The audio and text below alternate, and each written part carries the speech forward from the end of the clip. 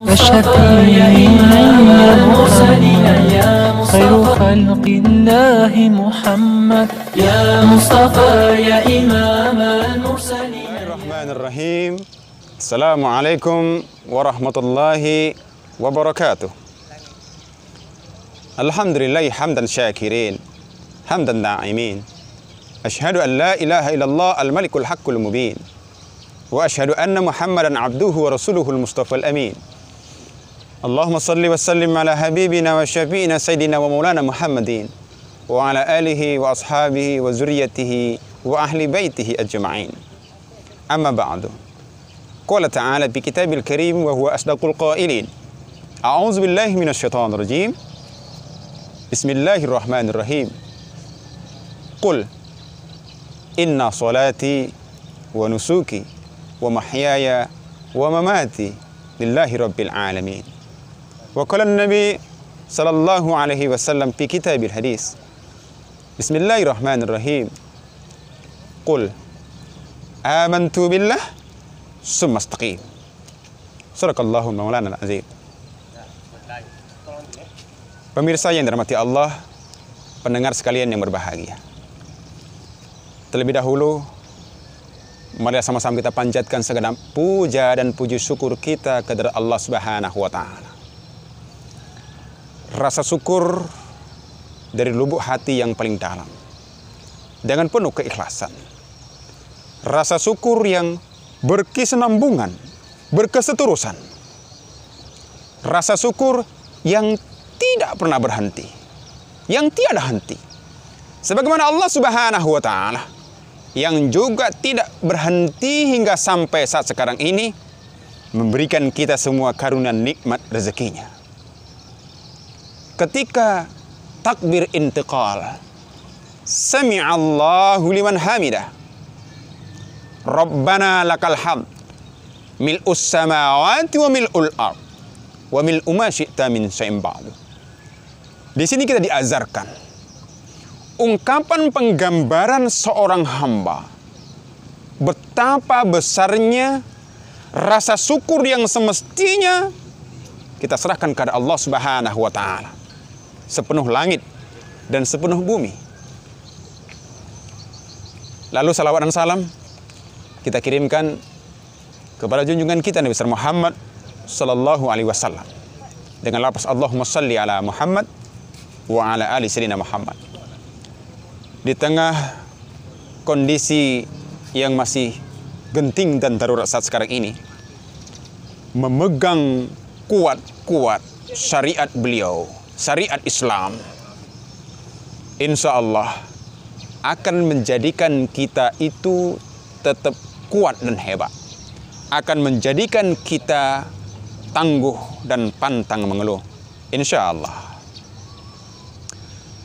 Pemirsa sekalian yang berbahagia, pendengar yang dirahmati Allah, di penghujung senja kita dalam penantian kita berbuka puasa pada hari ini, mari kita tambahi nilai-nilai ibadah kita kepada Allah Subhanahu wa Ta'ala dengan duduk mendengarkan tausiah Ramadan yang kita beri judul Tolak Ukur Keberhasilan Ramadan.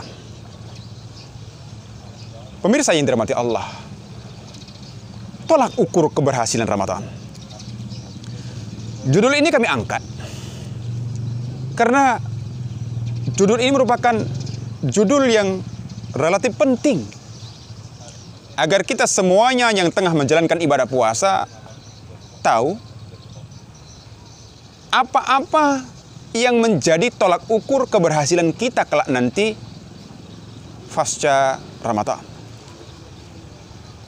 Pemirsa yang dirahmati Allah, kalau kita mempelajari apa kira-kira yang menjadi tanda-tanda atau indikasi seseorang dinyatakan berhasil menjalani suatu proses ujian, proses screening, yang dalam hal ini adalah menjalani proses beribadah selama 1 bulan lamanya, berpuasa di bulan Ramadan, setidaknya ada beberapa tanda-tanda. Di waktu yang relatif singkat ini, ada dua tanda-tanda yang akan kita ketengahkan untuk kita bisa pahami semuanya. Tanda yang pertama adalah ikhlas, keikhlasan. Keikhlasan merupakan tanda, salah satu indikasi seseorang berhasil dan kelak nanti dinyatakan berhasil di dalam menjalani puasa Ramadannya. Ikhlas. Disebut mukhlis orangnya. Di dalam kitab Nahjul Balaghah, Khalifah Ali karramallahu wajhah pernah menggambarkan ada 3 bentuk ibadah seorang hamba. Yang pertama, seorang hamba beribadah karena mengharapkan keuntungan. Inilah tipikal seorang budak. Ada seorang yang beribadah karena kecemasan dan rasa takut. Dan inilah tipikal seorang budak. Yang ketiga adalah tipikal seorang hamba yang beribadah sebagai ungkapan syukur dan rasa terima kasihnya kepada Allah Subhanahu wa taala. Tipikal orang ini adalah tipikal seorang yang bebas dan merdeka. Pemirsa yang dirahmati Allah, almarhum Chrisye pernah menggubah satu syair bait lagu yang sangat luar biasa mendalam maknanya. Apa katanya? Andai surga dan neraka tidak ada, apakah kita hambanya tetap mau beribadah kepada Allah Subhanahu wa taala? Pemirsa yang dirahmati Allah, ikhlas menjadi tolak ukur pertama, menjadi pijakan pertama seseorang apakah ia itu kelak nanti berhasil menjalani ibadah Ramadannya. Ikhlas dengan arti murni, tidak bercampur dengan hal-hal yang lain. Ikhlas yang memiliki arti bahwa segala apa yang ia jalani itu semata-mata karena mengharapkan ridho Allah Subhanahu wa taala. Ikhlas tidak bercampur dengan yang lain, tidak karena mengharapkan iming-iming, karena tidak mengharapkan gambaran-gambaran pahala atau bahkan surganya Allah Subhanahu wa taala. Tidak karena takut nerakanya Allah Subhanahu wa taala, tetapi ikhlasnya, keikhlasan yang sangat luar biasa karena mengharapkan hanya ridhonya Allah Subhanahu wa taala. Pada tahapan pertama, keadaan iman kita, mungkin kita beribadah karena merasa ingin mendapatkan suatu pahala, kelak nanti masuk surga, bolehlah. Atau selanjutnya kita mungkin beribadah karena takut nerakanya Allah Subhanahu wa taala, silakan. Tetapi sebagai seorang mukmin, kita mesti memperbaiki terus kualitas iman kita, menjadikan iman-iman yang terbaik di hadapan Allah Subhanahu wa taala hanya semata-mata ibadah itu untuk Allah, mencari keridhoannya. Di dalam surat Al-An'am ayat 162, Allah Subhanahu wa taala berfirman, A'udzubillahi minasyaitonirrajim. Bismillahirrahmanirrahim. Qul inna salati wa nusuki wa mahyaya wa mamati lillahi rabbil alamin. Yang artinya, katakan bahwa salatku, seluruh amal ibadahku, hidup dan matiku itu semata-mata saya serahkan kepada Allah Rabbul Alamin. Pemirsa yang dirahmati Allah, ikhlas merupakan ibadah rahasia yang hanya diketahui oleh si hamba dan oleh Allah Subhanahu wa taala.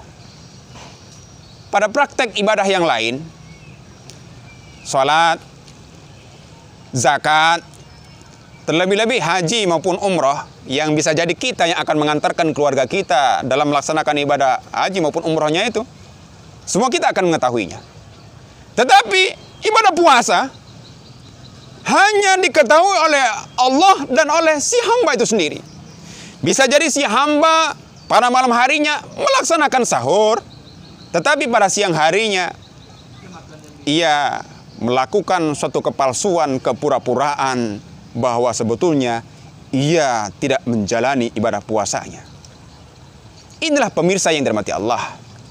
Seorang yang beribadah karena didorong oleh keinginan dan kesadarannya kepada Allah Subhanahu wa Ta'ala, karena dimotivasi oleh spirit mengharapkan ridhonya Allah Subhanahu wa Ta'ala, ajakan dan panggilan iman untuk beribadah kepada Allah Subhanahu wa Ta'ala, maka tidak terbersit sama sekali di benaknya adanya keinginan supaya dilihat oleh orang lain. Tidak terbersit sama sekali mengharapkan popularitas, ingin mendapatkan sanjung, puja dan puji oleh orang lain ketika ia menjalankan ibadahnya itu. Oleh karena itu, pemirsa yang dirahmati Allah, ikhlas merupakan satu kata kunci di dalam pelaksanaan ibadah seorang hamba yang memiliki derajat yang sangat tinggi di hadapan Allah Subhanahu wa Ta'ala. Lalu, apa tanda yang kedua? Tanda kedua, dinyatakan seseorang itu berhasil menjalani ibadah puasa Ramadannya adalah istiqamah, konsisten, berketerusan, berkesinambungan, mendawamkan, mengekalkan apa-apa ibadah-ibadah yang pernah ia jalaninya selama bulan Ramadan. Siang hari ia jalani puasanya dengan mewarnai berbagai macam amal ibadah soleh di hadapan Allah Subhanahu wa Ta'ala. Dan malam harinya ia gemar melaksanakan ibadah secara berjamaah ke masjid, ke langgar musola. Ia dirikan qiyamul lail. Kemudian ia mujahadah untuk bertilawah, bertadarus Al-Quran dan lain-lain amalan-amalan sebagainya. Maka ketika seorang sudah menjalani semuanya itu karena ikhlas lillahi ta'ala, insya Allah kebiasaan yang pernah ia jalani di bulan Ramadan ini akan tetap bisa ia jalankan, akan terus ia laksanakan, karena memang semata-mata ibadahnya pada awal itu lillahi ta'ala, hanya karena Allah Subhanahu wa Ta'ala. Terus ia laksanakan apa-apa amal ibadah selama Ramadannya pasca Ramadan. Betul bahwa salat tarawih hanya ada pada bulan Ramadan. Tetapi ganti tarawih pada bulan yang lain, ada qiyamul lail, pelaksanaan salat tahajud. Benar bahwa zakat fitrah hanya dibayarkan ketika bulan Ramadan. Tetapi pada bulan yang lain ada zakat yang lain, atau zakat infak sedekah dalam pengertian yang umum. Tilawah Al-Quran, tadarus Al-Quran yang senantiasa ia bacakan selama bulan Ramadan. Apakah dengan berlalunya bulan suci Ramadan ini, dengan seaneka macam ragam amal ibadah yang sudah pernah ia jalani, apakah berlalunya Ramadan maka akan berlalu pula seluruh amal ibadahnya itu? Tentu ini yang akan menjadi bukti, tanda, dan indikasi seseorang ternyata dikatakan gagal dalam menjalani Ramadannya. Tetapi pemirsa sekalian, bila apa ibadah yang sudah pernah ia jalani selama Ramadan tersebut tetap istiqamah, tetap konsisten, ia tetap jalankan pasca Ramadan, satu tanda yang baik bahwa seorang tersebut dinyatakan berhasil dalam menjalankan ibadah puasa Ramadannya. Nabi seketika menjawab pertanyaan sahabat. Apa kata beliau?